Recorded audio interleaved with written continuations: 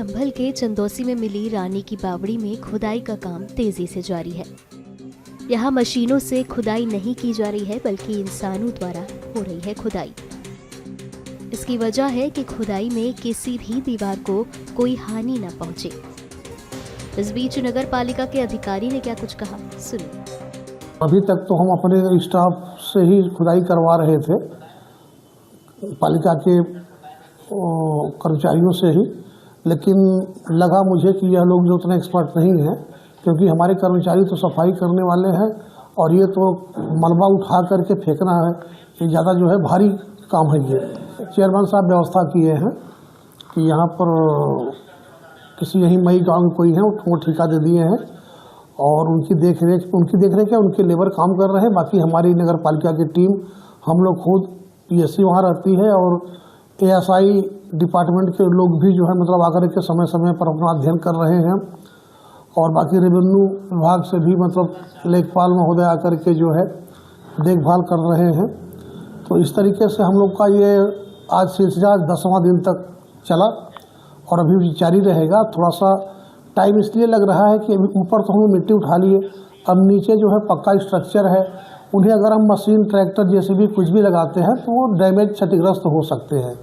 तो जिनको सेफ रखने के कारण हम लोग जो है लेबर से ही मैन्युअली जो है फावड़ा से खोद करके और तसले में जो है उसको उठा करके बाहर आ रहा है, फिर बाहर से जो ट्रैक्टर पर लोड होकर के अन्यत्र जगह जा रहा है, डंप हो रहा है।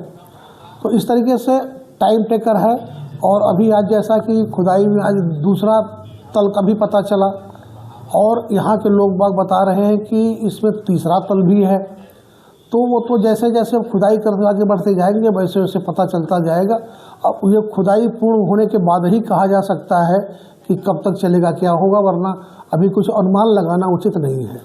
बताते हैं कुएं के पास में जो गेट एक दूसरे तल पर निकला है उसके नीचे एक और दिखाई दे रहा है, वो क्या चीज़ दिखाई दे रही है? जैसे गेट तीसरे तल का है। अब वो अब वो स्ट्रक्चर होगा, स्ट्रक्चर है वो, और वो तो अब पूरी खुदाई होने के बाद ऑटोमेटिक पता चल जाएगा। वैसे भी हमारे एएसआई के लोग जो हैं लगातार वो लोग भी लगे हुए हैं और बिल्कुल जो है काम तेज़ी से हो रहा है, जिस तरह होना चाहिए उस तरीके से काम कल से थोड़ा तेज हुआ है, लेकिन इसलिए नहीं पता चल रहा है कि कार्य मैनुअली हो रहा है। वही अगर जेसीबी से खोदनी होती तो अब तक तो उतने जगह को हम पूरा तालाब बना दिए होते अब तक, लेकिन फावड़ा तसली से कितना हम आगे बढ़ सकते हैं। बिल्डिंग जो नीचे की निकल रही है इसकी बावड़ी की, वो कोई ऐसी क्षतिग्रस्त तो नहीं निकल रही है जिससे कि कोई हादसे की उम्मीद हो? नहीं, हादसे की उम्मीद नहीं है, लेकिन फिर भी हमने आज बोल दिया है कि जितने का यहाँ पर ये कर्मी लगे हैं मिट्टी का मलबा उठा करके बाहर फेंकने के लिए, वो सभी अगर नीचे जा रहे हैं तो कम से कम हेलमेट पहन के जाएं। हमारे विभाग में जो कर्मचारियों को हेलमेट बांटे जाते हैं तो इसे हेलमेट हमारे पास और जो एक्स्ट्रा है तो वो हेलमेट पहन के नीचे जाएंगे तो सपोज दैट अगर कोई अनहैप्पीनेस कुछ होता है तो सर सुरक्षित रहेगा तो सुरक्षित वो रहेंगे।